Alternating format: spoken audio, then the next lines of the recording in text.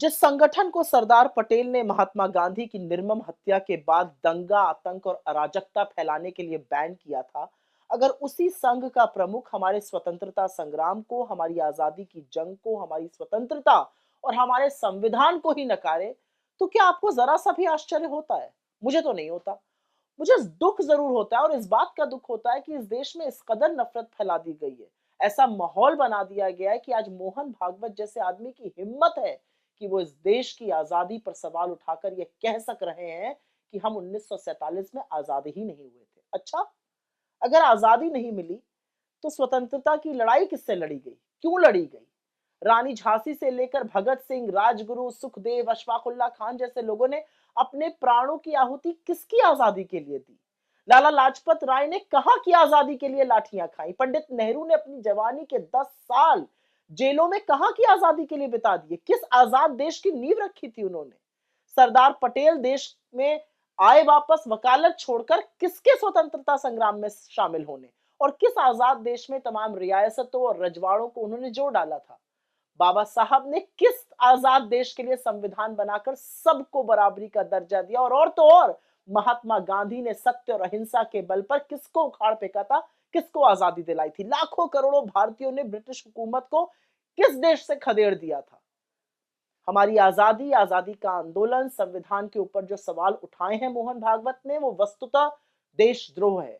इनकी दिक्कत यह है कि आजादी में इन्होंने अपनी छोटी उंगली का नाखून तो कटाया नहीं, पूरे आंदोलन में इनका कोई योगदान नहीं था, ये तो मखबूरी कर रहे थे, माफीनामे लिख रहे थे, इसलिए ये उस इतिहास को ही नकार देना चाहते हैं। असल में तो इन लोगों को इस देश की आजादी से, स्वतंत्रता संग्राम से, संविधान से नफरत है। जिन्होंने संविधान की प्रतियां जलाई हों, जिन्होंने बाबा साहब के पुतले फूके हों, जिन्होंने 53 साल तक तिरंगे का बहिष्कार किया, वो ना आजादी को समझ सकते हैं, ना देश के संविधान को समझ सकते हैं। असल में इनके अंदर एक कुंठा है, और कुंठा यह है कि इनके पास एक भी ऐसा आदर्श नहीं है जिसका इस पूरे देश में सम्मान हो। इनके आदर्श तो अंग्रेजों की मुखबिरी करते थे, माफीनामे लिखते थे, अंग्रेजों का साथ देते थे, बताते थे कि कैसे 1942 का भारत छोड़ो आंदोलन, उसका कैसे दमन किया जाए।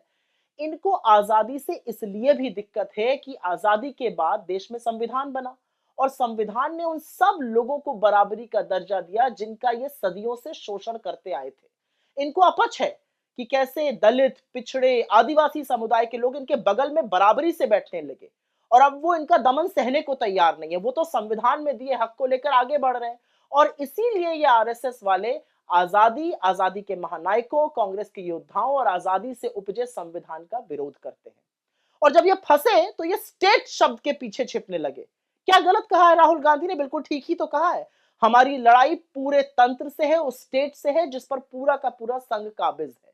एक निरंकुश सरकार से है। मूर्ख भाजपाइयों को राष्ट्र और स्टेट में अंतर नहीं पता है। स्टेट निकम्मी सरकार, भ्रष्ट नौकरशाह, संघियों से भरी एजेंसी, और 100% हमारी लड़ाई उनसे है जो हम पूरी शिद्दत से लड़ रहे हैं। अरे कुछ नहीं तो संविधान का आर्टिकल 12 ही पढ़ लिया होता, उसमें आपको पता चल जाता कि स्टेट का मतलब कुछ और है, राष्ट्र का मतलब कुछ और है। लेकिन एक बात माननी पड़ेगी कि राहुल गांधी जैसी वैचारिक स्पष्टता और किसी में नहीं है। उन्होंने बिना संशय के इस देशद्रोही वक्तव्य को वो बुलाया जो बुलाना चाहिए था। असलियत तो ये है कि मोहन भागवत ने यह वक्तव्य 48 घंटे पहले दिया था। सुई टपक सन्नाटा छाया हुआ था, मीडिया भी सोया हुआ था, विपक्ष भी शांत था। जब राहुल गांधी ने इस बारे में बात करी तब सब लोगों ने इस पर बोलना शुरू किया और मोहन भागवत की कलई खुलने लगी। आज इस देश को जरूरत है एक ऐसे नेता की जो बेबाकी से, बिना संशय के विचारधारा की लड़ाई लड़ सके, जो गलत को गलत कहने का मादा रखता हो, और वो राहुल गांधी है, जिनकी रगों में बलिदानियों का खून दौड़ रहा है, जिनके पूर्वजों, पुरखों, अपनों का खून इस देश के तिरंगे में शामिल है। और राहुल गांधी ने जो आरएसएस को लेकर और आरएसएस प्रमुख के उस घटिया बयान को लेकर कहा है वो 100% सच है।